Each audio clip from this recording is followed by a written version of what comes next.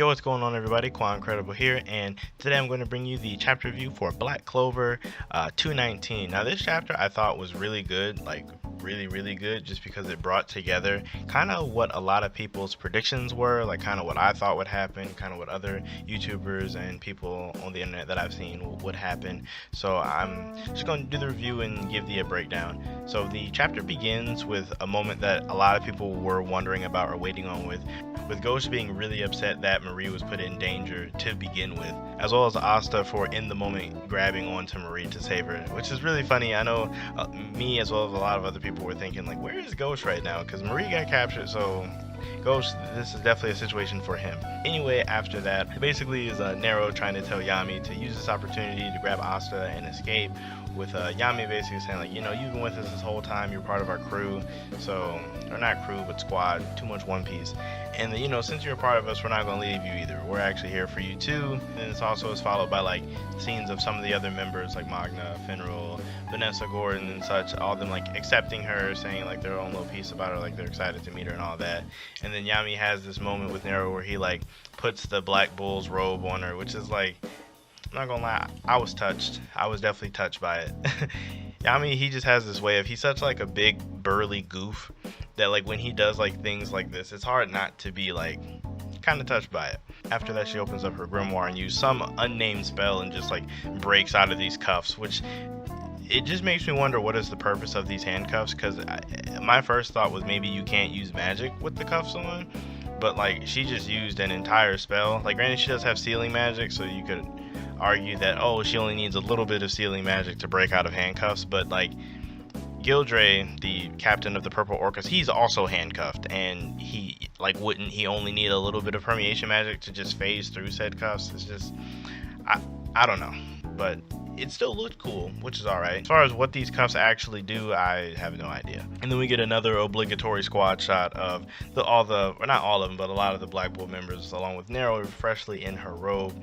However, this is when Daminato basically says that you supporting him doesn't mean anything. It kind of just backs his point, because from his perspective, all these people helping Asta just proves that the demon inside of Asta is influencing people, which of course we as the reader know that that isn't the case, but to the characters in the series, that's what it looks like. He also begins to say, even if you guys did try to fight me, it doesn't matter because of his scale magic. So basically we get his the first baseline explanation of what his scale magic does. So basically what his scale magic does is it weighs all the magical abilities in the room, and then it just balances them out to be like the same level. So this can be interpreted as a lot of different ways. So basically, if you're really strong, it'll just bring you down to like a weaker level with all the other people in the room, which kind of makes me wonder how this ability works. Like it seems like it works really well in like a group setting. Like if you have to fight a bunch of people, then there's like different averages, but if you have to fight a group of really strong people, I feel like then it doesn't really matter, because there might not be any weak people around, so there's nothing to bring it down to. I'm also assuming that he is unaffected by his own ability, just because it wouldn't make any sense for him to be weak along with everyone else. So I'm assuming he usually would just scale someone down while he remains his massive mana pool, being a royal, being a Kira, so he has tons of mana, so he probably just brings other people down while he stays up. Another thing that bothers me, or not bothers me, but just I'm curious about with this ability, is in a one-on-one fight scenario where there's no one else around, where there's nothing to scale it down to, would it, like, how would that work? Like, would it still scale them down just for the sake of scaling them down, or can he scale himself up? And then in the translation I'm reading right here, I'll put it up, he says abilities, so can he only weigh magical abilities? Can he scale down physical abilities too? Like, the way how powers work in Black Clover, you can definitely like break the limits of them, as we've seen with tons of characters. So if he could eventually scale down physical abilities, his character could be like terrifying.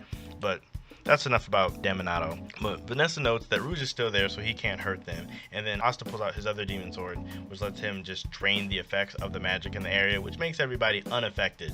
And then that's when Yami goes in to attack him, and then we get another amazing shot with Nozel and Fogolian stepping in to stop them from actually fighting. Nozel notes that what exactly were you planning to accomplish? Because like when you think about it, it was really stupid, because had Yami attacked the head of parliament, he would have been a criminal, like a serious criminal. Like that's a serious criminal offense. Like aside from quote unquote the demon's influence, that would have been really, really bad looking for him as a captain. So there's that. And even Yami says that he got a little carried away, which is funny. That's very within his character to get carried away, but it's like at this moment you had to get carried away. But they're basically here to state that there are nobles and royals that appreciate ability and talent over status, which is really important considering that like at this point you can look at like 2 of the potential head of houses out of the 3 royal houses support hard work and ethics over just status. And at this point, it's that Fagolian pulls out a letter from Julius. I think it's funny that Tabata made Fagolian pull this like a letter out with his flaming hand, just to show that he can still do things with his fire hand. It's magic, so anybody who's like, oh, his fire hand should just catch whatever he grabs on fire, not necessarily. It's magic. It's a fictional verse. That I'm totally okay with that. It does look funny to see a flaming hand hold a piece of paper, but again, this is a magic world, so I'm okay with this.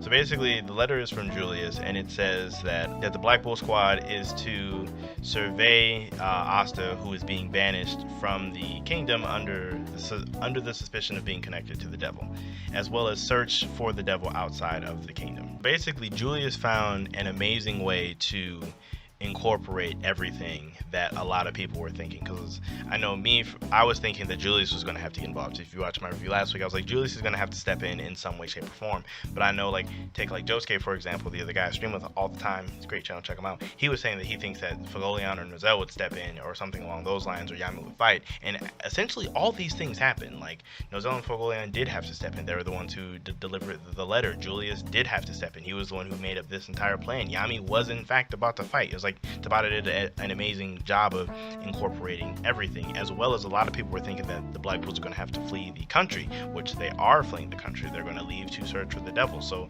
we get the Black Bulls going to a different kingdom, we get royal captain involvement, we got Julius, we have all of that stuff together. So he really found a way to incorporate everything in a way that I didn't see it coming, and I'm pretty sure a lot of other people didn't see it coming either. And then there's another panel right after that shows like the scales kind of balance off, that I feel like a lot of people are going to gloss over. But this exact panel is basically showing that the opinions of people in the room agree with this, because his magic can also see like the overall judgment of like situations and people and stuff like that. So this panel is important, seeing that like the people are for it, so he's not against it because of that reason.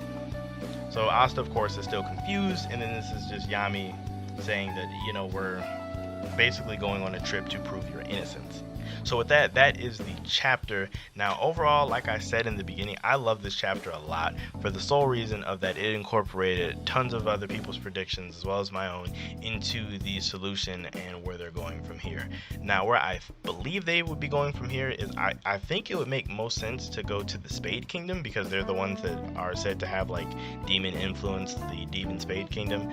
So it would make sense for them to go there, but at the same time I don't think they're going to go there, because that is the largest nation with the strongest military. I feel like the Spade Kingdom is more of like an in-game kind of thing. Like they might go to the Spade Kingdom later, not necessarily right off the bat. Not necessarily right off the bat instead of going to the Heart or Diamond first. But then again, it doesn't really make a lot of sense to go to the Heart or Diamond Kingdom first. So it's kind of weird on that route. Another thing that I can appreciate or I loved about this is the fact that with Henry's magic working the way it did, I wonder if Tabata thought of the fact that since the Black Bull's base is mobile, so like they really don't lose out on anything or miss a beat in terms of like living or traveling. Like I wonder if Tabata had thought of that from that far back. Like, I wonder, did he want the Black Bulls to go on a journey like this, so they would need their base? Like, did he think of living arrangements for the Black Bulls in a traveling arc that far back? That would be crazy if he did, but I feel like he did, because that would be way too random if it just fell into place like that. I guess my vote for where Asta is gonna go, I think he's either gonna go to the Diamond Kingdom or to the Spade Kingdom, unfortunately, but I'm really leaning towards the Diamond Kingdom. Let me know down below what kingdom you guys think he's gonna go to first, or if you think he's not even gonna go to a kingdom, if you guys think he might go to the Witch's Forest. And also, where's Yuno at? Yuno has not been shown yet. I was expecting Yuno to have some kind of appearance